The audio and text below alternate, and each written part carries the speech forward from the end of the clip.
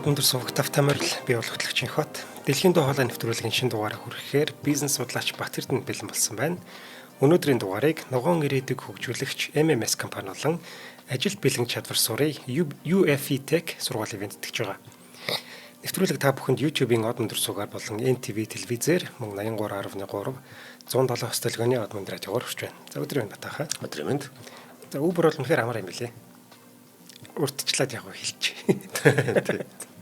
Одоо бол Монголд бас зөндөө жишээнүүд байна шүү дээ, тий. Яг түүнээс хулбарлсан гэхүү. Эсвэл бас яг ингэ хувьслын тохиронд бүрдсэн гэхүү, тий. Тийм, бүрдэл ер нь цэцэг биенээсээ хулбарлалт төрөнхөөс тэгэр хөрсөж байгаа сайхан бүрдэх юм бол энэ тэнд амьдрал цэцгэлэн гэдэг шиг л бизнесүүд гараад ирж байгаа. Яг энэ имийг хоёулаа өндөр агуулгаараа ярих юм. За. Uber байна уу, хэн байна уу гэдэг жишээ нь Uber дээр жишээ авлаа анхдагч учраас тэгэхэд тэрнээс бол аливаа бизнес ер нь технологийн бизнесүүд яг тэр нэг технологич бишгүй ер нь аливаа бизнес яг тэр цаг тухайд нь нөхцөл орчин нөхцөл нь үүсээд байгаа. Яг л амьдрал бий болдог шиг одоо температур уус мус нь яг зөгцөөд л тэрэн дээр амьдрал бий болчлаа гэдэг шиг. Тэгэхээр энийг бизнес маань өөрөө бас цагаа үеэ олж төрдөө шүү гэдэг агуулгыг өгч байгаа. Тэгэхийн тулд Uber дээр жишээ аваад хид хідэн нөхцөл яг бүрдсэн. Одоо бидэд бол яг ашиглаж байгаа бид хэдийн өмсөн уулын орой гэж ярьдаг штэ. Хэрлэгчнэрт харагдаж байгаа хэсэг бол маш өчүүхэн байдаг юм а бизнесийн.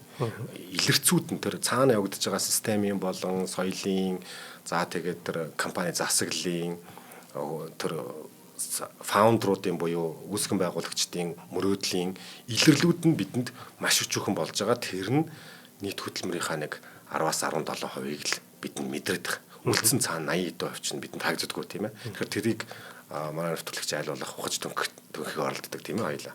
За тэгэхээр нэгдүгээрх нь мэдээж нөгөө хамгийн ойлгомжтой. Бидэд гар утас байхгүйсэн бол яаж дуутах вэ таксигаа? Юугаар дуутах вэ? Эсвэл юм тусдаа зориултын дууддаг дахиад төхөөрөмж кармалаа явж явах юм уу? Тэр насар том яах хэцүү те. Тэгэхээр хамгийн нийтийн хүртэл бол чадсан зүйл бол мэдээж нэгдүгээр жишээ нь бол гар утас. Гэхдээ гар утас гарчлаа гэдг нь гар утас жализын гарчаад байгаа. Тэгт чинь яг энэ 2007 онд анх iPhone буюу смартфон гарч ирснээр боломжтой болж эхэлж байгаа үе гэсэн үг. Энэ үед гар утсан дээр биднес нөгөө GPS тодорхойлдоггүй байсан. Энээс өмнөх үе дээр. Одоо жишээл Nokia ч гэдэг юм уу, за BlackBerry-ийн үе юм ч юм уу те. Дундын үе дээр жишээл GPS байхгүй. Тэгээ GPS байхгүйгээс гадна нөгөө map-а татах интернет холболт бас байгаагүй. За байсан ч нөгөө хит удаан. Тэр чинь map татах чинь айгүй хэцүү шттэ. Их дата татна. За дээр нь аппликейшнууд нь нөгөө сонгомл биш хүн болгон шууд л ороод татчихдаг нийтийн хүртээлтэй бас биш байсан те. Тэгэхээр Uber ер нь цаанаа яаж ажилтیں۔ Гэхээр би хаана байгаагаа эхлээд мэддэг хэвээр. Дараа нь надтай холбогдох гэж байгаа такси хаана байгааг мэддэг хэвээр. Энэ хоёр хаашаа явах гэж байгаа энэ трафик юу лээ хоорондын замын зураглал бэлэн байх хэвээр. Энэ гурван нөхцөл гуруула биелэх хэвээр. Тэрийг энэ гурван нөхцөлийг бидэнд харуулж байгаа нь гар утас байхгүй. Тэгэхээр гар утасны цаана юу болж байгаа гэхээр за энэ гурыг харуулахын тулд нөгөө GPS гэж технологи гарч байна. Тэ? GPS болохоор анх цэргийн зориулттай байсан. 2000 онд Америк улс ихвчлэн нөгөө сателлитуудаа ихэнх тоог нь Америк эзэмшдэг байсан учраас энэ GPS-ийн наривчлалын хязгаарлалтыг цуцсны дараа хэрэглээ нийтдэл болсон. Үгүй хүртээмжтэй болсон. Ил биш хүртээмжтэй болсон. Тэгснийхаа дараа болохоор нөгөө утсанд тэ байх хэвээр. Гэхдээ GPS өөрөө нөгөө долгио хатахын тулд маш их батарей шаарддаг. Байнга холбогдтой байх юм бол тэгээд түрүүний ярьсан гар утас нөгөө map татахын тулд онлайн map татахын тулд асар их нөгөө спейс хэрэгтэй болж гэх мэтэр ингээд хэдий гарчаад байгаагаар нийтийн хүртэл болж чадахгүй л ингээд төгшөөгөл явж исэн тийм. Тэгэхээр яг энэ дээр юу гэж Uber одоо энэ такси дуудлагын аппликейшн буюу энэ такси дуудлагын бизнесийн чинь гол юм нь болохоор GPS дээр суурилсан хаана байгаа мэддэг хүмүүсийн хоорондын холбоог дахин шинээр зурж өгдөг логистикийн компани. Яг энэгээр л явна гэсэн тараа юу байхгүй. Одоо бидэд аль замаа сонгох байгаа ингээд сонгоо хаардаг болсон шүү дээ. Яг энэ тэр юу гэсэн логистикийн компани гэдэг нь яг л төмөр зам шиг эндээс тэр цагаас тэр хүртэл өөр маршрут байхгүй гэдэг биш. Дахин тэрийг одоо тооцоолдог ийм логистикийн компани. Тэгэхээр тооцоолохын тулд чамаг хаана байгааг метр навьжилтаа, намайг хаана байгааг метр навьжилтаа олох л маш чухал байхгүй. Алдаатай болчихвол хэцүү шүү дээ, тийм ээ. Нэг газараа ингээд одоо жишээлбэл таксид бүхэн болгол таксид байгаад үзсэн нийт хэрэглээ олцсон байгаа. Одоо цагт бол амархан. Некроп дарлаа чамаг яг аль байшингийн хаана зогсож байгааг мэдэхгүй бол хэцүү хаа. Тэр хавцаа гэвэл айгүй хэцүү.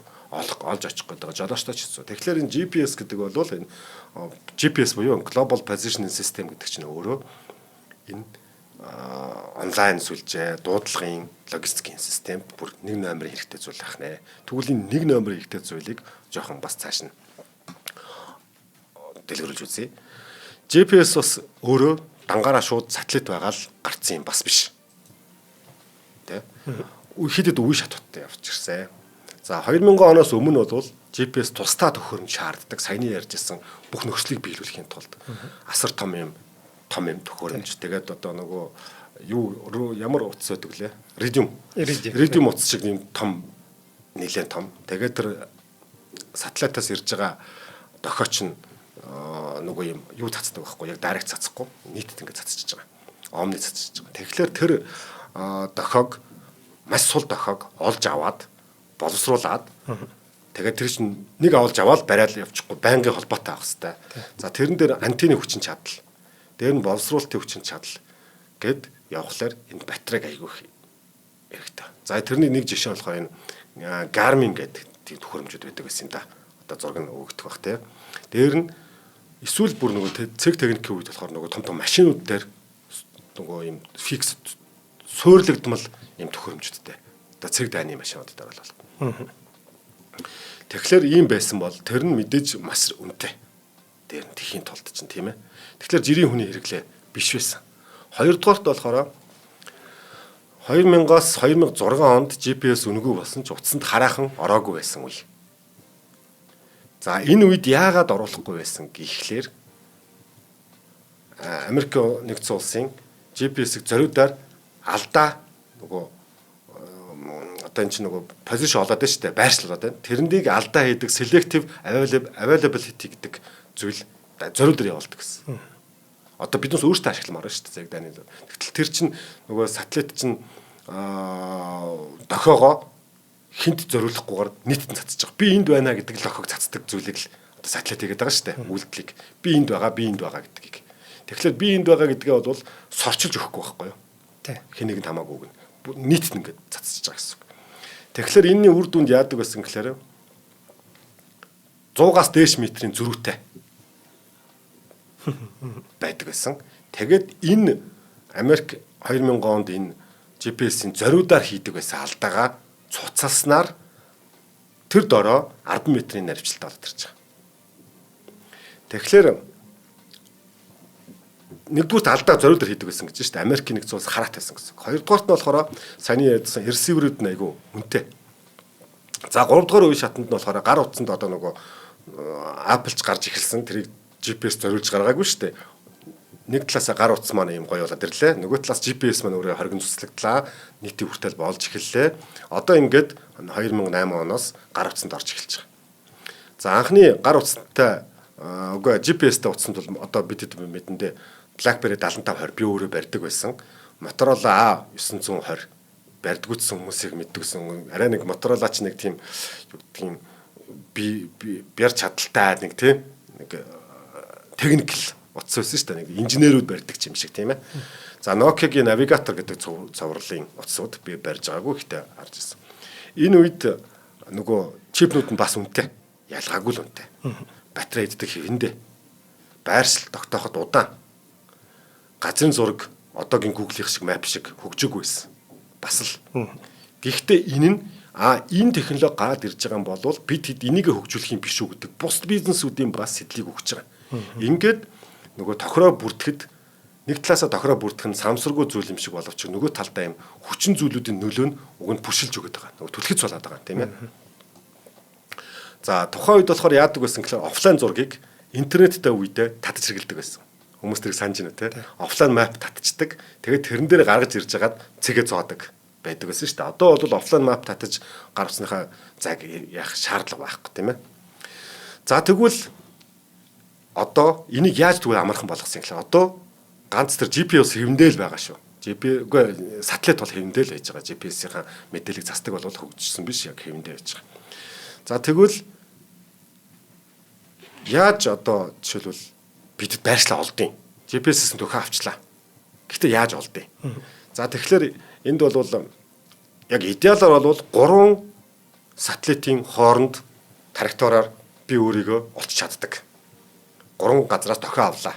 Тэгэнгүүт GPS-ийн тохио над дээр ирэхдээ нэг 20 км-ийн зам сателлит хаана явж байгааг мэдчихэж байгаа шүү дээ. Сателлит чинь тогтмол радиусаар эргэж байгаа сателлит бол тэр тогтмол радиусаар эргэж байгаа үеийнх нь километрийг би мэдчихэж байгаа, зайгаа мэдчихэж байгаа тийм үү. Дараа нь тэр дохио гэрлийн хурдаар ирж байгаа. Хурдыг мэдчихээн. Тэгэхээр би өөрийнхөө энэ 3 томьёосоо би өөрийгөө аль хаана эхлээд нэг цэгээсээ нэг тойрог гаргачихж байгаа. Тэгээд энэ цэгээс цацсан дохиог би энэ тойргийн одоо нэг юм радиус дотор юмны аль цэг дээр нь байгаагаа эхлээд мэдчихэж байгаа байхгүй. Гэтэ тойрог хэлбэрээр. Дараа нь 2 дахоос яг тэрийг авчин. Дахиад 2 дахь тойрог үүсчин. Ингээ огтлцсон. 3 дахь нь олчлоо. Ингээр гол цэгээ олчдөг байхгүй. Олчж байгаа. Тэгээд 3-оор олчих хэвээр. Гэтэл энэ дээр цагийн зөрүүний алдаа гардаг. Сателлитуудын GPS-ийн сателлитууд өөртөө атомын цагтай. Маш наривчлалтай. Энэ асар хурдтай явж байгаа учраас тооцоол хийхэд атомын цагийн наривчлалаар тооцохгүй бол энэ тэнд нэг жижигхэн хитгэн микросекунд, пикосекунд өнгөрөхөд энд 300-аас 30 км-ийн зөрүү гардаг байхгүй дэлхий дээр. Тэгэхээр энэ гэрлийн хурдаар явж байгаа энэ долгион дээр нөгөө тооцооллоо хийх нь бол 4 дахь сателлитаас мэдээлэл авах хэрэгтэй. 4 дахь сателлитаас мэдээлэл авангууд нөгөө цагийн зөрүүг арилгадаг. За энэ нь ганцхан GPS биш. Одоо би тэд ингээд авто цагийн тохиромждоор ингээд гар утсан дээр авангууд Jupiter-ийн утас зэрэг хоёлаа яг секундын алдаагүй тохируулагддаг тийм үү? Энэ тохиргоогоо тэр 4 дахь сателлитаар хийждэг гэсэн үг. Ингэхлээр нөгөө цагийн зөрүүгийн алдаа гарчна. За одоо эндээс ямар томьёо гаадар өгөхлээрэ нэгдүгээр сателлит болохоор нөгөө зүүн баруун хөндлөн траектороо олчихно. Хоёрдугаар нь болохоор хойш урагшаага олчихно, цэгээ олчихно. Хаана байгаагаа. Гуравдугаарх нь өндөржилтөө олчлоо.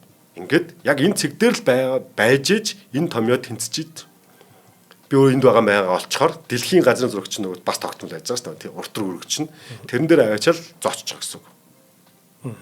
Тэр олсон урт руу өргөдийн цэгийг аваач зоочж байгаа гэсэн үг. За энийгээ болохоор дөрөвдөх нь саяны гажуудлыг арилгах цагийн жишээ. За яг одоо тоон дээр төсөл үзэл та. Сателлит А надаас 20,000 км зөрүүтэй явж байгаа. Сателлит Б 21,000 км зөрүүтэй. Хол 3 дахь нь 22,000 гэж гарыг. Тэгвэл гар утас дээр цаг хэдий дижитал цаг сайн ч гэсэн 0.10,000-ны 1 секундын төрүүлж явж ирсэн гэж бодъё. Төрүүлээд алдаатай. 0.1000-ны 1 секундын алдаатай. Тэгэх юм бол энэ нь нийт гэрлийн хурдын 300,000 нөгөө 0.10,000-ны нэгээр үржүүлэхээр 30 км-ийн зөрүүтэй гарч байгаа. 30 км-ийн зөрүүтэйг одоогийн такси дуудлагын Uber дээр тавьж явах гэж оролдвол бүр маш буруу юм гарна гэдэг. Одоо энд чинь 30 км чи хэрэг налаах орлоо шүү дээ, тийм ээ. Налаах чинь 45 юм бол тий. Бараг тийм. Тий. Тэгэхээр чин баг налаах орох гэж шүү дээ, хонхрын цаан ч юм уу. Тэгэхээр яа такси очих юм? Хүргэлтээ яаж хийх юм?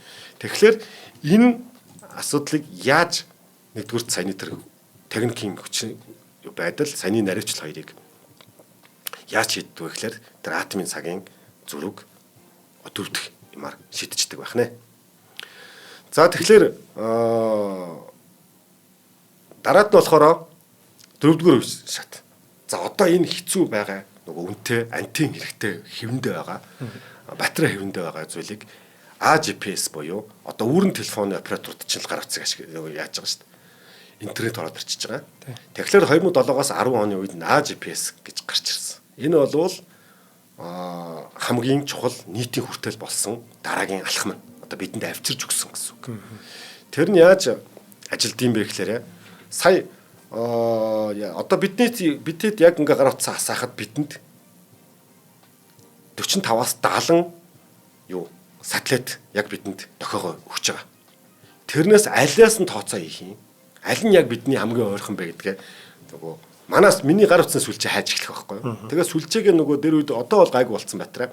Дээр үед бол тэгдэг байсан шүү дээ нөгөө гар утсаа унтрааж асаагаад байх нь батарейгаа их иддэг байсан юм а гэж. Яагаад гэвэл унтраагаад асахдаа буцаагаад нөгөө дохиогоо үүртэйгээ дохиогоо солилцохын тулд хайж эхэлдэг. Хайхтаа маш их нөгөө батарей иддэг. Нэг тогтцсон дохио бол нөгөө анх хайхсаас бага батарей иддэг гэдэг гэсэн шүү дээ. Тэгэхээр яг энэ үйл явдал 70 сателлит дээр гинт явагдахлаар яаж утгагүй болно шүү дээ. Тэгэхээр өрн телефон операторууд GPS яадаг вэ гэхээр чамд томгийн тохиромжтой сателлитууд нь инэ гэдгийг анханаас нь өгчдөг гэсэн. Заагаад өгчдөг гэсэн. Тэгэхээр би тодорхой хинээс олох вэ гэж дэлхийд даяар, үгүй тэнгэр даяар GPS хайх биш. Шууд тодорхой сателлитуудтайгаа холбогдоод юугаа авчин гэсэн үг. Дохиогоо авчин гэсэн үг. За тэгэхээр анх саяны ярьснаар мэдээллийг утас өөрөө олж авах гэдэг байсан бол бэлдсэн зүйлийг шууд өгчдөг гэсэн. Тэнгэрт хэдэн сателлит байгаа, тоолоолтой бүгднгийнх нь дохиог үзээд хамгийн өндрийг аавна гэд ийм ажлуудыг шууд алгасаад өгчдөг гэсэн. За ингээд хийгээд өгчлөөр энийг assisted GPS гэдэг байгаа шүү нөгөө AGPS гэдэг байгаа нь assisted GPS гэдэг. За жишээлбэл яах вэ гэхээр жишээ нь бидэд одоо Улаанбаатарт байна. Тэнгүүд AGPS таны утсанд ямар мэдээлэл өгөх вэ гэхээр та Улаанбаатарт байгаа гэдгийг хэлээд өгч гэсэн үг. Дэлхийн хаана байхаагаа ингээд анханасаа бүх юмыг аагаас эхлэхгүй. Тэгэд Улаанбаатарын таны бүсэд энэ хиймэл дагуул байгаа маа гэдэг ингээд хаяг нь өгч гэсэн үг. Тэгэнгүүт би дгөө шаардлагатай байгаа 3 GPS 3 дохиогоо шууд аваад ашиглаад эхэлчихнэ гэсэн үг.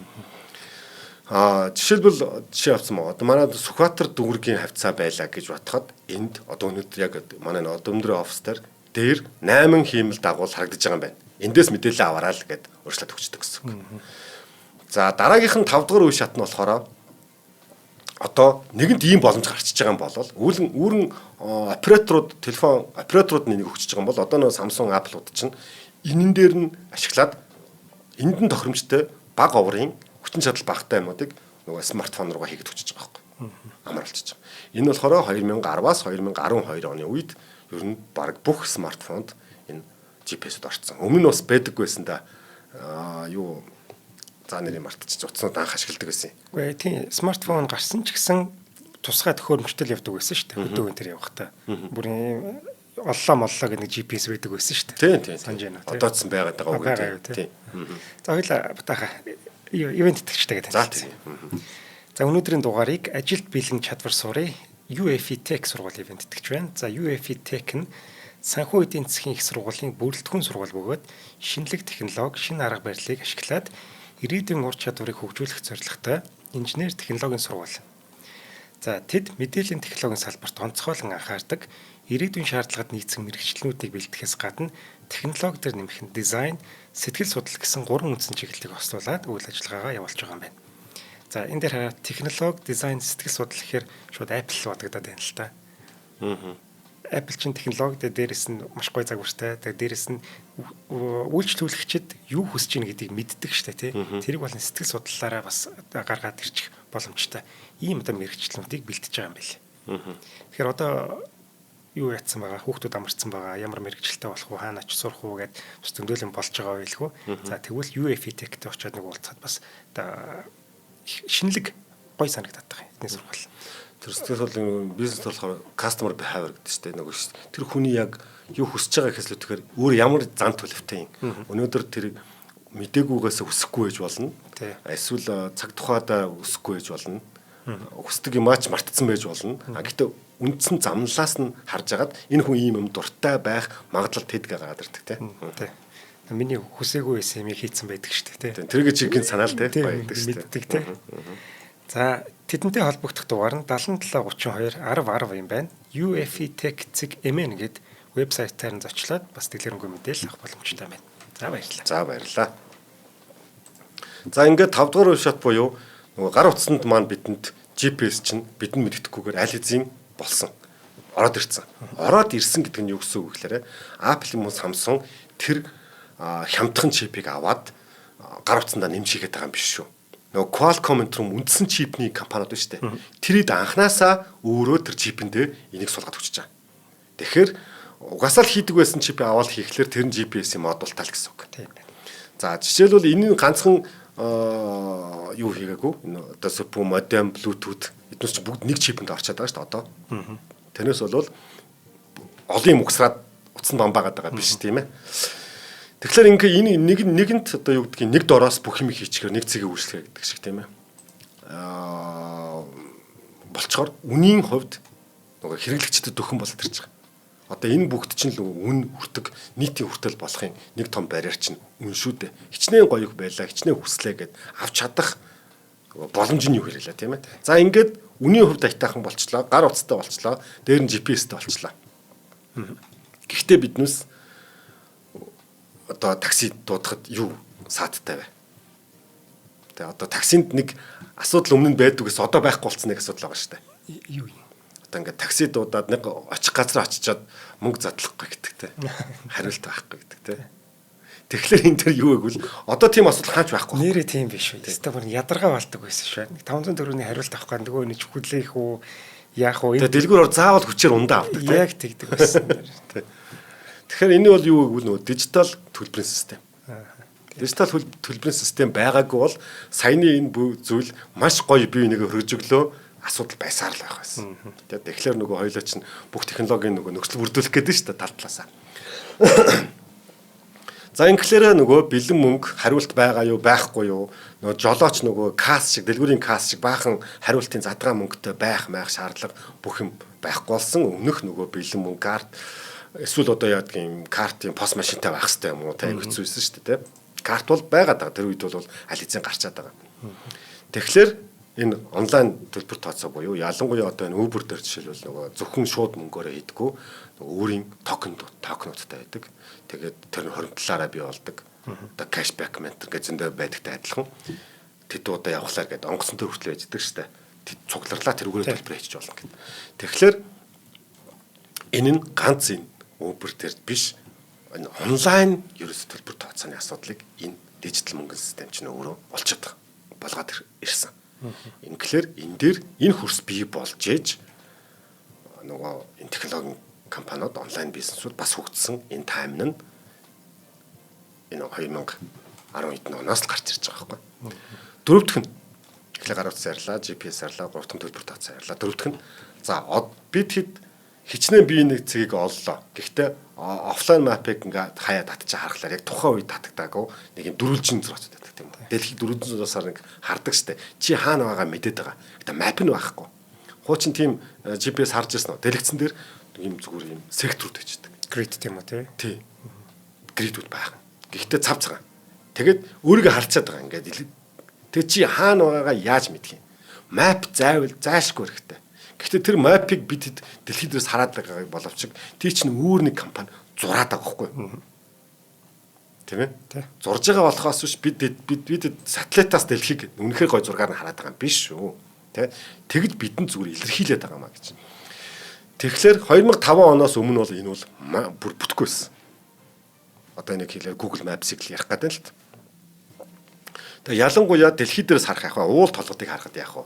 Тэр ер нь GPS-ийг өмнө үед бол хөдөө явахд ашиглаад байдаг гэсэн шүү дээ. Одоо бол хотын бүр гудамж хайдаг болчиход байна шүү дээ. Тийм ээ? Орц хайдаг болоод байгаа шүү.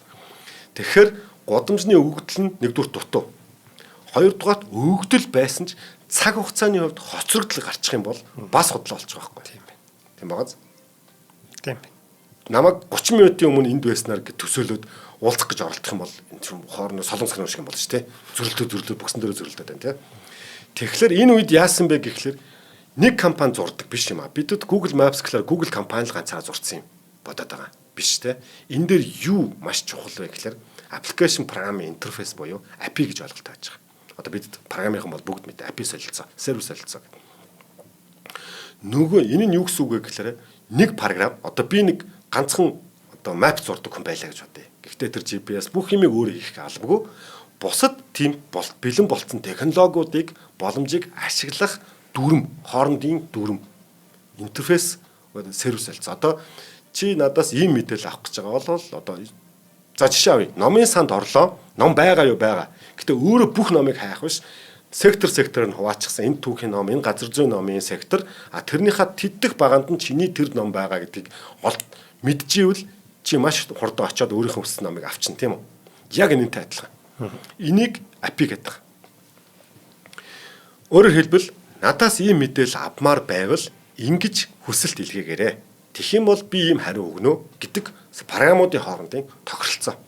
Энэ тохиролцооны стандарт гарснаар одоо хувийн хувьсгалын эсвэл хоорондоо танихгүй компаниуд байсан ч таних хүн байсан ч программистууд энэ пазл дотроо ороод өөрийн юм шигээр тэр том мэдээллийн системд нэг ид анги болж чаддаг холбоосыг API гэдэг.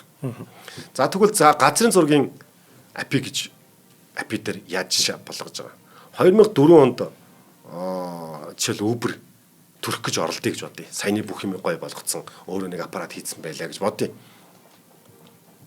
Газрын зураг ихлэ өөрөө зурах хэрэгтэй болно. Замаад өөрөө дахиад тооцоолох хэрэгтэй болно. 2 цагийн хоорондын нөгөө хугацаа болон километрийн зөрүүг гаргахаар болно. Тэдэн цагийн хугацаатай ийм ачаалттай байхад тэдэн төр гарах юм байна гэдгийг яаж мэдэх юм? Өөрөө бүгдийг тооцоолох болно, тийм ээ. Тэгэхээр энэ бол Uber төрөхгүй байжээ. Хичнээн сайн санаа байгаа, хичнээн сайхан төхөөрөмж байгаа. GPS нь үнгүй болсон ч энийг хийх боломжгүй байсан. Энэ нөхцөл биелээгүй бол. Тэгэхээр API байснаар энэ бүгд аваад ашиглах боломжтой. Энэ дээр би энийг яагаад ярьж байна гэхээр манай программистууд бас бүх юмыг ч юм уу манай бизнесийнхэн өөрөө хийх гэж оролдоод байдаг. Бусад зүгээр явж байгаа боломжууд дээр интеграст орчих юм бол тэр жижигхэн оруулсан пазлын нэгэн систем чинь өөрөө Uber мэтийн дэлхийн том бүр ганцаараа хийгээд байгаа юм шиг хэрэгж таагддаг. Энийг чинь хийждэг байх нэ гэдэг тодруулгыг эндээс бас шигтгэх гээд байгаа. Тэг аль аль талдаа ашигтай шүү дээ энэ ч үг тий. Дараа нь өөрөө ч ашиглан тэрэн дээр чинь манайхан нэг мэдээлэл харамлаад идэг. Би өөртөө хийгээд зөвхөн өөрөө л эзэмшнэ гэдэг тийм юутай шүү дээ. Тэгэхээр бас хүн өгөхгүй шүү дээ. Тэгэхээр API гэдэг бол сервис солилцоог нэгнээсээ нөгөөдгөө яг авчдаг гэсэн үг тий. Зэрэг авалцаал солилцоол явцдаг гэсэн. Тэгэхээр дэлхийн газрын зургийг Uber зохиох албагүй, бид зохиох албагүй байгаа шүү. Тэ? Харж болно. За тэгэхээр API-гийн гол үндэс нь болохоор дөрөвт бусдын бүтцийг ашиглах энэ боломж чинь free бэлэн байгаа. Та одоо энэ дээр ороод юу зохиомоор нь Uber шиг юм зохиох боломж өнөөдөр яг танд бэлэн болцсон энэ хөрс нь бэлэн болцсон байгаа. Үрээл тарчих урагч нь та тэр шорог хийх зохион бүтээх албагүй тий. За тэгэхээр Uber одоо энэ дээр яах юм? Одоо газрын зураг Uber-ийн өнцгөөс харах юм бол газрын зураг сонирм биш. Харин хамгийн ойр жолоочийг хэрхэн хамгийн хурдан олох вэ гэдэг нь л Uber-ийн нөгөө алгоритм толгойн өвчин болж байгаа. Бодлого гол санаа тэр болж байгаа. Такси авъяг нь тинг нь налахт явж ивэл яах юм? Эсвэл яарамгаас чи такси дуудсан чинь нөгөө хүн нэгдүгээр хоолд явж ивэл хизээ очиж аваад чамайг хизээ явах. Тэгсэн нь бол баг алхах чи өвдөс нь алхах чи үл дээр үстэй тий. Тэгэхээр энэ асуудлуудыг нь шийддэг нь Uber-ийн гол нөгөө хийсэн зүйл нь болж байгаа. Энийг хийхин тулд яах вэ гэхээр Uber бас ухаантайтай биш нөгөө зах зээл хэдий том байн төдий чинээ боломж гэдэг дүрмээр ажиллаж байгаа шүү. За ингэхлээр нэгдүгээр чи одоо ийм боломжуудаас Uber дуудсан такси ирдэг, хурдан ирдэг гэдэг нэг итгэлцэл. Дээр нь ирсэн такси чинь аюулгүй. Тий. Одоо за эрэхтэй чи биднээс бол гайг бахаа нэг такси жолооч хурж чад. За эмэгтэйчүүд дараад нь хүүхдүүд дээр эсвэл нөгөө бараа элгэмж байна. Тэр барааг аваа авчвал яах юм? Тэг итгэлцэл гэж зүйл хамгийн чухал. За 90-ад оны сүүл 2000 оны ихээр жишээлбэл нэг 50-хгүй хүний машин нэг таксигаар за тухайн үед 1950 төгшөнгө дуудлага модлого байсан гэж бодъё тийм ингээд дуудаад утсаар такси дуудъя гэж болгочлоо. Тэр дуудах байлсгын хийжлээ гэж бодъё. Нэг такси хөдөрлөө. Нэг өвгөн нөхөртэй. Тэгээд нэг юм за энэ цэгийг тэнд аваач өгөөрэй. Эсвэл энэ нэг нарийн нанд мөнгөө за тийш нэ гэс яралтай зөх боллоо. Итгэх гэдэг маш хэцүү байхгүй. Тийм ээ. Тийм шүү дээ. Тэгэхээр одоо манай дүү жоохон байхгүй. Тэнгүүд би дүүгээ ганцаараа ингээд гэрлүүн явуулахын тулд автобусанд суулгаж байгаа байхгүй. Тэгвэл автобус бас эвгүй шүү дээ. Тэгвэл би тэр хүүхдийг зүгээр таксинд суулгаад одоо жоохон хүүхд юм чинь хурдан явуулчмаар байдаг. Тэгвэл такси намаа явуучвал яах вэ? Тэгснээс таксинд суулгаснаас автобус нь бүр хамаагүй бараг 100% ч гэж хэлж болохоор аюулгүй байдалтай болчиход байгаа. Нөгөө аюулгүй газар сонгогвол олон нийтийн газар сонгодог шиг тийм ээ. Яг тийм. Тэнгүүд Uber ч юм уу одоо манай юу ч юм уу тийм. Нөгөө манай аппликейшн чинь UB такси. Биш үү? Ялаа. За. Эднэр маань аюулгүй байгаа гэвэл би итгээд нөгөө дүүгээс суулгаа явуулчихад ямар ч асуудалгүй байгаа байхгүй. Яг тийм аюулгүй байдлыг хамгийн чухал. UB cab. UB cab. Такси гэлээ.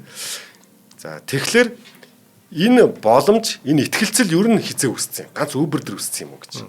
Тэгэхээр интернет нөгөө орчны энэ бизнесүүд eBay байна, Airbnb байна те. Энэ болгон чинь нөгөө онлайн скорингийн систем дээр нь эргээд нөгөө хүмүүсийн нөгөө бүртгэгдчихийжл заавал явах гэдэг байгаа байхгүй юу? Тий. Тэгэхээр дор хаяж нөгөө картын мөнгө авахын тулд би карта бүртгүүлнэ. Картны эзэн банкн дээр хизээч одоо худлаагаар зохиож чадахгүй. Худлаа зохиол миний мөнгө өөр хөндрөл орно. Тэгэхээр би мөнгө авахын тулд өөрийнхөө жинкнээсээ одоо дансаа хэлдэг. Дансаа хэлэхийн тулд авг нэрээ регистраараа бүртгүүлнэ. Тэгэхээр барьцтай болж эхэлж байгаа. Тэгэхээр энэ яг энэ 2010 оны үед ганцхан юу гэхгүйгээр энэ онлайн төл нөгөө худалдааны чинь ихтгэлцэл хөрсөн дахиад өсөж байгаа байхгүй. Энэ хөрсөн дээр л бий болж байгаа. Тийм ээ. Uber юм уу UB cab хүнээ сайн бүртгэдэгтэй биш. Цаана тэр дөрөв бүртгэлийн систем өөрөө сайн сайжраад ирсэн гэсэн үг. Инглээр жолоочоо хянаа тэр дид бүтцийн зөөвөрлж байгаа оролцогч нарыг бүгд хянаад эхэлчихэж байгаа байхгүй. Тэрийг юугаар хянж ирэнгүй шудраг мөнгөнийхэн системээр. Тий. Тэгээд одын систем байна. Энэ одын скорингийн систем өөрөө нь онлайн дээр маш өндөр одоо байх ёстой зүйл. Тий. Би энийг тэрсээг харахгүй байхгүй. Өмнө нь бас ингэж санаж байна уу? Гар утас авах болохоор TED явдаг. TED явахдаа заавал хамаатай ах トゥ угийнхаа нэг арай өөрөөсөө илүү гар утас мэддэг хүнийг дагуулж явдаг. Ийм үе байсан уу? Тэгээ одоо нэг тэгэд ихэ болцсон шүү дээ, тий. Намайг л дуутгаа болцсон. Нэг болцсон байлгүй. Тий, болцсон. Яагаад гэвэл тухайн газар дээр чинь хүмүүс ревю хийгээд ингээд нэг юм одоо комменторч наа чи худлаа шүү. Эсвэл эднийхээс авсан үнэхээр дажгүй шүү гэдэг чинь өөрөө ингээд скоринг систем байхгүй. Бас заавал 5 одны системтэй байх алуугүй. Яг энэтэй адилхан энэ онлайн дээр болохоор энэ одны систем хөгжснөөр ихтгэлцэл гэж юм үүсэж байгаа. Ингэж бас бий болж байгаа. Нөгөө түрүүний customer behavior гэдэг яг энд орж ирж байгаа байхгүй. Итгэлэхгүй байх юм бол аюуцсан байхгүй. Эдий яарах энэ хоёрын дэнсэлт болно шүү дээ. Итгэхгүй байсан ч гэсэн маш чухал бол одоо явуулах байх л да. Тийм ээ. Одоо амь тэмцсэн бол гэтээ нийт хэрэглэгч амь тэмцэхгүй байхгүй. Бүр тийм эрсдэл туулахгүй байхгүй тий. За тэгэхээр ихтгэлцэл 5 дахь нь ихтгэлцэл байжээ. 6 дахь нь за хөрөнгө оруулалт. Одоо энэ чинь хоёулаа юм хийх боллоо. Хөрөнгө оруулалт хатъя. Өмнөх хөрөнгө оруулалтын дүрм юу байсан бэ гэхлээр бодиттой наат чинь бий болсон юм уу? Яг танайх бараагаа үйлдвэрсэн үү? Тэрийг яг хүн худалдаж авсан уу? Тэ? Тэгээ одоогийн орлого чинь хэдийн өргөжүүлэх гэж л байгаа бол мөнгө өгье. Гэт бүр баг тэртээ дургу одоо success болцсон шаардлагагүй бизнесийг л хөрөнгө оруулдаг. Барьж үзье, хадж үзье гэдэг штеп. Одоо тех шаардлагагүй нөгөө одоо энэ интернет орчинд трендээ хардаг болж байгаа. Тийм ээ. Жишээлбэл Uber эхний жилүүдэд ингээд шууд гарч ийл хүн болгон мөнгө төлөөл амар болсон гэд ашигтай юм болох үгүй. Ашиггүй л ажиллаад байсан. Хэрэглэгч татах. Ер нь энэ нөгөө энэ онлайн 2 дахь, 3 дахь, 4 дахь, 20 дахь компани бол хэрэглэг амархан. Хүмүүс ихтгэлцэл болоод аль хэдийн юм экспириенс суугаад буюу зуршил суудсан. Энэ үед за А гэдэг компани Б гэдэг компаниар солигдлоо. Солиод сууд свич хийгээл орчин. Арай үнэн юм уу нөхцөл нь зөөлхөн байх шилжээд орчин. Гэтэл яг энэ нөгөө мөсөө юг төрж яваа. Мөс хагалж байгаа түүчээ хийж байгаа компани хувьд бол нэг хэрэглэгч чинь эхлээд нөгөө нэг инстрэнж юмнаас хүн чинь угаасаа нэг айдаг штэ. За энэчтэй гээл те. Тэгээ нэг жоохон лидерүүд нөгөө төрүүлж би нөгөө л явуулахаар их хайтаахан болдог гэл нэг рекламууд явдаг. Яг энэ хэсгээр маш их маркетингийн зардлууд гарч байгаа байхгүй. Орлого олоогүй байж байгаа та. Яагаад энийг тэгж хурдан шиг экспанд хийх гээд байгаа вэ гэвэл олон хүн хэрэгжилж ийжл ашигтай байдаг бизнесийн төрөл байхгүй. Тийм багаз. Тэр нөгөө хэрэглэгчийн зан төлөвийн судалгаа бол олон хэрэглэгч байж ижил үнэн зөв гарна. Тийм ээ. Тэгэхээр аль болох олон байж иж үнэн гарна. Аль болох үнэн учраас олон хүн хэрэглэнэ. Олон хэрэглээд тусам улам наривчлалтай болно гэдэг нөгөө яриул явна л. Тэхийн тулд маркетингаар буст хийж байгаа. машины татвар нэмхүүгээд хоёр хүнээс суугаад нөгөө хоёр нь тгий гэсэн чинь нэмчээгүй юу яагаад. Тийм тэгээд хоёр хүнээс хоёулаа тгий гэсэн учраас 100% санал гэж хэлж болохгүй байхгүй тий. Тэр чинь нийт жигнэсэн дунджаараа хийдин тий. За тэгэхээр хэрэглэгч татъя жолооч нь өөрөө ингээд докторгүй гараа өргөдөг хүмүүс ажил харах үеэр битүү байх үед юун тэр нэг аппликейшн суулгаад яалаа гэдэг ингээд хүн зуршилгүй үед маш хэцүү. Тэрийг яаж амархан болгох юм тийм ээ? Яаж тэр аппликейшнуудаа нөгөө сарын тогтмол фитэйгээр Apple дээр байршуулах юм. Энд ч асар их мөнгө яваад байгаа. Бид тэрийг анзаарахгүй байгаа байхгүй. Тэр компаниуд цаашаага өчнөө олон сервис харилцааны мөнгө төлж байгаа шүү гэдгийг огт анзаарахгүй байгаа. Тэгээ өөрөө бас хэрүүр ажиллаж байгаа шүү дээ. Ачааллын үед яах юм? Яг пик үеэр чинь бүхэн зэрэг конопод арна. Тэр үед ачаал унждаггүй байх хэрэгтэй шүү дээ, тийм ээ. Тэгээ тэр болгоны артлын тэр бэкап дата мата тий сервис харилцааны үед бүр ингээ олон реквестүүд ирэх үед жинхэнэ рамны ачааллыг үүсдэг байхгүй дата центрын. Тэр үед чинь тэр хүмүүс маш их мөнгө төлж байгаа. Тэгэхээр алдагдлалд орж байгаа байхгүй. Тэрс хүмүүсийн зөвхөн цалингаар битээ бодорой тий. За бата хоёлаа юу дараагийн хамтрал шүү дээ. За тэгье. За өнөөдрийн дугаарыг маань ногоон ирээдүйг хөгжүүлэгч MMS компани ивент итгэж байгаа. За энэ компани нь эрчим хүчний салбарт үйл ажиллагаа явуулдаг. Нарны эрчим хүчний системээр дамжуулаад айл өрх аж ахуйн нэгжүүдэд бие даасан эрчим хүчний төслүүдийг хэрэгжүүлдэг мэрэгжлийн хамт олон байгаа. MMS компани цахилгаан эрчим хүч болон уул уурхайн салбарт үр ашигтай дэвшилтэд технологид суурилсан бүтээгдэхүүн шийдлүүдийг санал болгож байгаа. За MMS саяхан нэг шагнал авчих шиг боллоо. Ямар шагнал авчих вэ? Бүүнөрөл талбай дээр гарч ирсэн баяр тэмдэглэлээ. Харин бүр нэг шагнагдмаар да тий. Харин яг хэлэх гээд байгаа байхгүй. Яг нүдээ олон шагнал багл гэдэг үг амд орж ирж байна. Яг зөв газар очиж шагнадсан байлаа. Ямар шагнал байлаа гэсэн тий.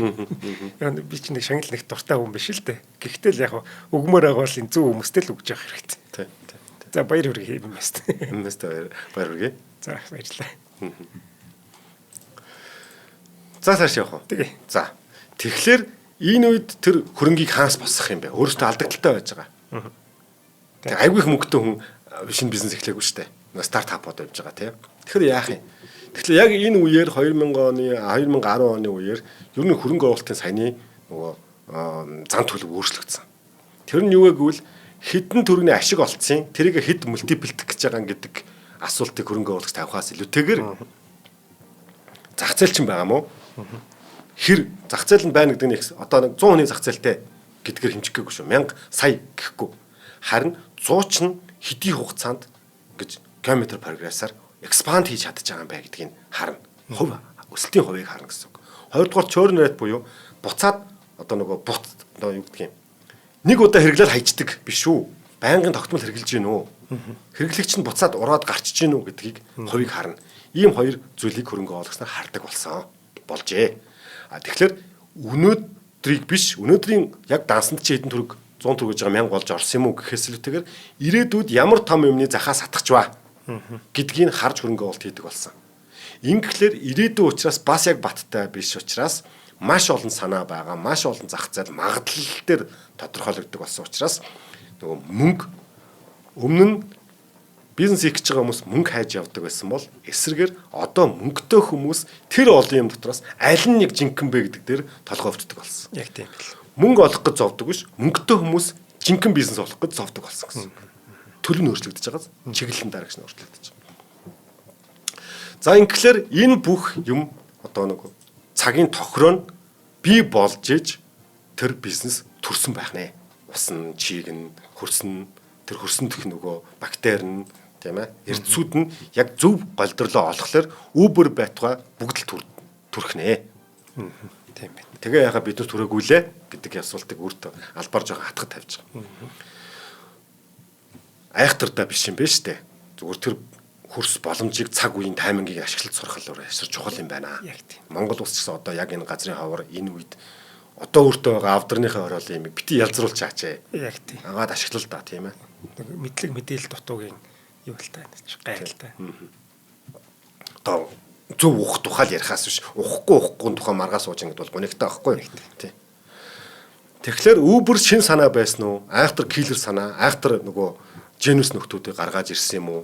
Нөгөө гараажтаа эхлээд 20 жил зовж иж Эденс шиг 999 турш тийжиж бий болсон уу? Үгүй.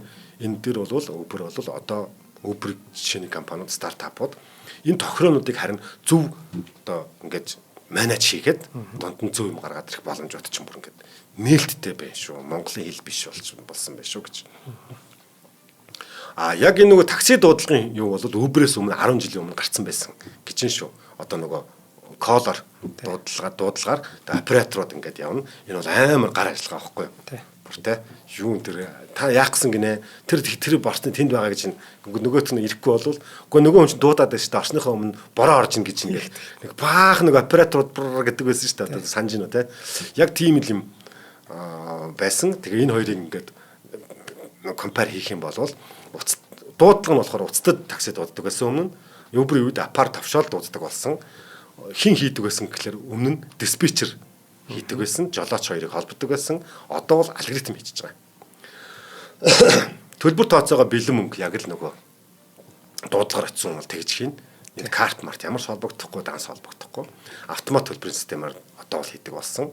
Танихгүй жолооч гэдэг байсан бол одоо үнэлгээний системтэй болсон. Цаасан газрын зураг ашигладаг байсан.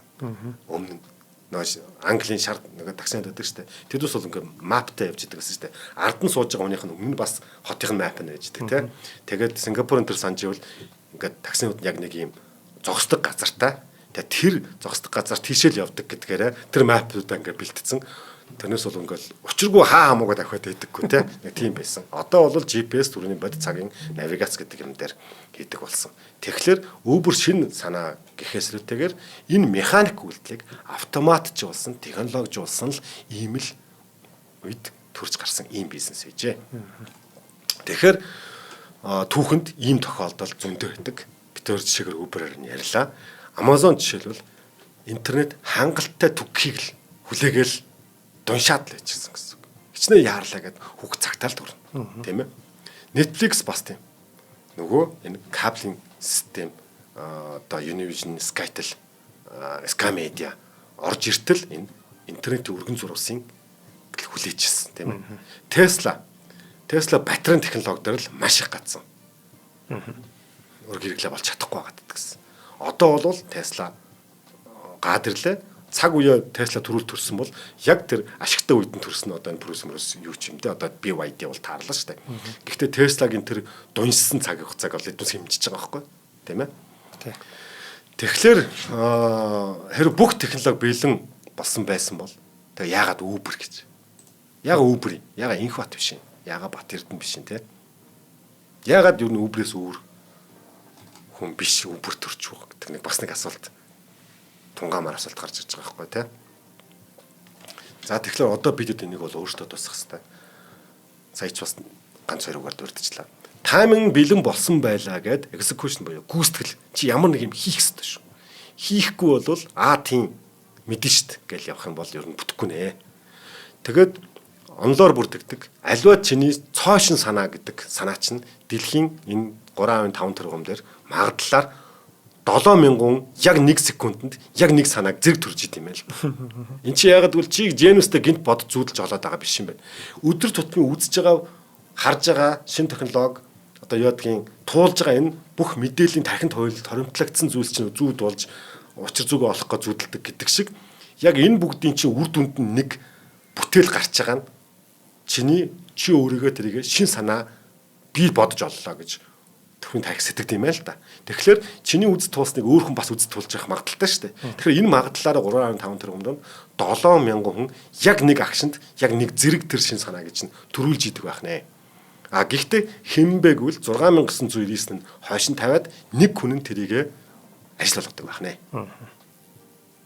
Тэгэхээр өнөөдөр ажил болохгүй бол маргааш их юм бол чи 6999 хүнийх нь нэг нь болох нэ шүү. Тэ?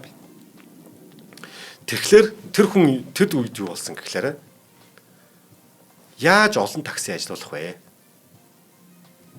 Гэхээс үүтэйгээр яагаад ер нь машин такси дуудах юм хэцүү юм бэ? Буюу нөгөө бизнесийн санаа анхдагчдын санаа креаторуудын үндсэн философи болох хэрэглэгчийн байгаа асуудлыг шийдвэрлэх. Хэрэглэгчдэд юу юм айгүй хэцүү байгаад байгаа. Юуг нь хялбаршуулчвал амарх юм. Болчих гээд байгаа. Тэгэхээр такси гэдэг зүйлийн тухай биш, эн чинь логистик юм байна. Логистикийг өнөөдөр гоёор шийдэж болно. Хүн болгон дурлвал тэрний ачааллыг хэрхэн даах вэ? Тийм ээ? Нэг хүн такси дууддаг идеалаар нэг хүн такси байдаг байх юм бол тэр хоёр нь нэгэд хоорондоо өглөө цагаа тохирцсон дээр үстэй. Зөвлөдөд түрүү дээрээ биетээс явна шүү. Тогтмол. Тэгэхээр ч үгүй нөгөө хүн хүний янз бүрийн тохиолдлуудыг хэрхэн яг тэр цагтанд урьдчилж тооцоолохгүйгээр яг тэр агшинд нь тооцоолж өгөх вэ гэдгийг олох энэ логистикийн програмыг л Uber-ийн хийжээ гэж. Гэхдээ эднийх анхандаа болохоор Uber Cab нь энгийн хүмүүст зориулагдсан биш. Энд бас нэг бизнесийн гоё онол гарч ирж шүү. Black Car гэдэг үйлчлэгээ хийж ирсэн юм байна. Одоо нөгөө лагуудын одоо энэ яаж ч high end гэхлээр л нэг хар болоод костюмтэй залуу зогсдог ш нэг цагаан байлээ те. Энэ бол төртөр хүний тархинд суудсан байгаа юм чинь. Нью-Йоркийн шар таксинытай өрсөлдөх биш. Төрхөг өрч зүгөө олоо явцсан тэр харуудтай юм уу нөгөө эмергентүүдтэй биш. Харин лимузинтэй өрсөлдөж эхэлсэн юм байна. За. Тэр нь яагаад тэгэхээр нөгөө бидний одоогийн энгийн хүмүүсийн шаардлага болцсон шаардлага тухайн үед хай эндүүдэд л байсан юм байна. Цагтаа байх хэвээр, найдвартай байх хэвээр, тийм ээ. Төлбөр тооцоо нь хэд гарахаас үл шалтгаалan батал байх хэвээр, тийм ээ. Тэр үед мэдээ жоохон хай энд хүмүүс л нөгөө гар утсан моцын төрүүлээд ашигласан байж байгаа шүү дээ, тийм ээ. Аппликейшнуудтай. Үнэн хамаагүй үйлчлэг нь найдвартай байх хэвээр. Бохомдохгүй байх хэвээр. Тэрэн дээр өрсөлдөж байгаа. Тэгэхээр тэр хүмүүсийн чинь нөгөө гомдол нь тэр хүмүүсийн чинь шаардлага нь өндөр байхгүй төдий чинь энэ шаардлагууд чи эргээд хүмүүс төвхтэй юм биш энэ үнэн шаардлагууд чинь бизнесийн чинь харин өмнөөс чинь тухайн үед яг ярьж байгаа хэлбэр нь гомдол тавьж байгаа орилж байгаа чарлж байгаа гэж болно бухимдж байгаа доромжилж ч магадгүй гэхдээ энэ хүмүүсийн шаардлага нь яг бизнесийн чинь бүр яг ингэж яваараа яг тэгж яваараа энэ нь яг болж шүү гэдгийг чинь тэр хүмүүс хэлж идэг дүрм энд үйлчилж байгаа маа гэж. Тэгэхээр хамгийн хэцүү нь хэрэгцээ supply demand буюу хэрэгцээ шаардлага түүний нийлүүлэлт хангамж хоёрыг л энэ хоёр маш зөв олох тесттэй тэр хар лимузин хэрэглэгчдэг буюу өндөр шаардлагатай хэрэглэгчнэр дээр төрүүлээд хэрэглэжээ. Тэрээс одоогийнх шиг ингээл бүр амар их явчаагүй те. Тэгэхээр энэ дээр бол юмар дүрм үйлчилж байгаа гэвэл chicken and egg problem гэдэг байгаа чинь өндөг ангадагч уу дахин ангадагч уу хэрэглэгч их байгаа дахлаар чи програм нийлүүлээд байгаа мó эсвэл чи програм нийлүүлээд дахлаар хэрэглэгч ихсээд байгаа мó гэдэг асуулт. Жолооч байхгүй бол хичнээн такси дуудлагын програм суулгаад 2 3 удаа дохоо үгүй жолоочоо дуудаж үзэл амжилтгүй бол энэ өстө бүгдэхгүй ап гал болчихно. Хинч дуудахгүй байхад нь жолооч хүн гар өргөд байхад нь апаараа суугаад байхгүй. Тэгэхээр энэ хоёр зэрэг уулзах хэрэгтэй. Энийг яаж зэрэг уулзах вэ гэдэг дээр нөгөө зүгээр энэ айгүй гоё бүтээгдэхүүн шүү гэхээсээр нөгөө маркетингийн зарлага тэнд явж идэг юм аа гэж. За тэгэхэд яг энэ тохиолдлууд дээр ийм саяны ярьлаа 6 ийм нөхцөл бүрдсэн үед хин одоо тэр гүйцэтгэл сайтай байсан тэрнийхээ дулаа тасралтгүй байсан компани Uber болж хөгжижээ. Бидэнд яг энэ ирээдүйд дахиад Uber биш сонсогч таны толгоонд байгаа нэртэй компани төрөх гээд хүлээж иж магадгүй. Учир нь юу вэ гэвэл яг энэ Uber-ыг төрж хахад Sidecar, Lyft, Hilo, Jet, Ola, Didi гэсэн компаниуд яг зэрэг төрсөн юм байна. Яг зэрэг төрсөн, яг адилханаар. Гэхдээ энэ компаниуд яагаад Uber-т бүр арчигдсан бэ гэхээр Uber саяны зогсолтгүй тууштай яг гүйцэтгэлээ маш сайн хийж чадсан компани дээр л энэ бий болсон юм байна. За ингээд Uber-ийн жишээн дээр жишээ аваад зөв цаг үед гарч ирээд өрсөлдөгчөөс илүү хурдан илүү актив байж чадаад тэрэндээ тууштай байцсан компаниуд хөгждөг энэ компани түүхийг ярихыг хичээлээ. За баярлалаа. Тэр онооны систем биш үү 5 одны ч юм уу. Тэрийг манайхан ер нь сайн юу яаж байгаа оноо өгж байгаа. Бүгдэнд нь 5 өгöd гэсэн үг биш шүү дээ тэр чинь. Тийм үнэнчээр аль болох үнэлж байгаарэ. Харин тийм. Тэгээ тэр хөгжчих юм бол бас ихтгэлцлийн тэр юм чинь бас дагаал хөгжөө явчих шүү дээ тий. Тэгэхгүй ахта 5 өгчөөр ихтэн 5 өгöd гэж болохгүй. Дээр нөгөө одоо кино мэундрах байдаг шүү дээ. Энэ нөгөө кино бүтээгчид өөрсдөө за манайхан бүгдээ ороод бүгдээ 5 өгөөрэй кинондаа гэл тий. Тэр хувь уг нь бол идеалаар тэрийг буруутгах аргагүй. Гэтэ сая хүн жинкнээс үнэлгээ өгсөн байхад нэг 100 мянган хүн орж ирээд тэр манипулят орж хийж чадахгүй байхгүй. Тэгтэл хинч үнэлгээ өгөхгүй сая жинээснээр үнэлгээ өгж явахгүй байх юм бол тэр хүмүүс манипулят хийчих шүү гэж хэлэх гээд байна. Тэр хүмүүсийн буруу биш. бүтээгдэхүүн дэмжиж байгаа Тийм. Тэгээд тэр чинь үнэлгээний зөв байх тусмаа нөгөө компани чинь чанараа сайжруулад бас л хөгжинэ гэсэн санаа шүү дээ. За баярлалаа. Баярлалаа. За өнөөдрийн дугаарыг ногоон ирээдүйг хөгжүүлэгч MMS болон UEFI Tech сургуулийн мэдтгэсэн нэвтрүүлэг та бүхэнд YouTube-ийн од өндөр сүгээр болон NTV телевизээр мөн 83.3 107 хос дэлгэний од өндөр радиогоор хүрлээ. За дараагийн буюу энэ удирлын сүүлчийн дугаараар уулзлаа баяртай. За ууслаа баярлалаа.